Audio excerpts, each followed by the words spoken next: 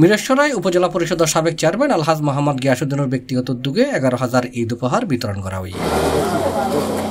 এপ্রিলের 6 তারিখ শনিবার দিনব্যাপী মিরসরাই পৌরসভার নাজিরপাড়ার নিজ বাড়ির ঈদ উপহার হিসেবে শাড়ি লুঙ্গি বিতরণ করছি আলহাজ মোহাম্মদ গিয়াসউদ্দিন। 16 ইউনিয়নের 2 পৌরসভার 11,000 অসহায় এবং দরিদ্র মানুষের মাঝে এসব ঈদ উপহার বিতরণ করা হয়।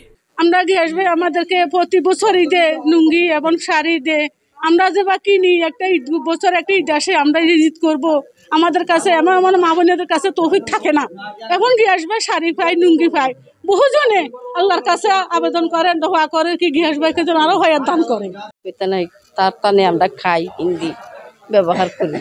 আল্লাহ দিবার মতন আল্লাহ তৌফিক দান করুক, আল্লাহ রহমত করুক, আল্লাহ আসান করুক। এই সময় বিভিন্ন ইউনিয়নের নেতাকর্মীও তারার ইউনিয়নের অসহায় দুস্থ সিএনজি অটো রিক্সা চালক, ভ্যান চালক এবং রিক্সা চালকালয় শাড়ি লুঙ্গি বুঝি লয়।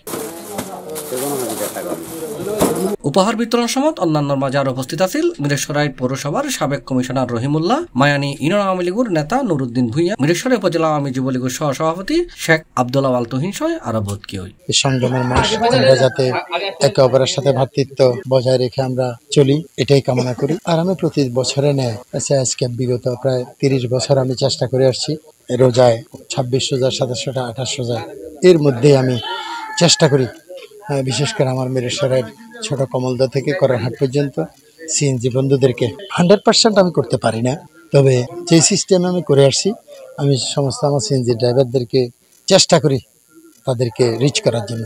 আমার এটা token of love. C+, Chittagong.